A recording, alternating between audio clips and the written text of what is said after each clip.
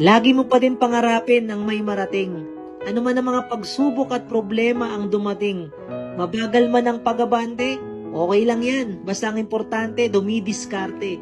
Tandaan mo na ang buhay ay hindi laging malungkot at malumbay. Kaya patuloy ka lang lumaban at maging matibay.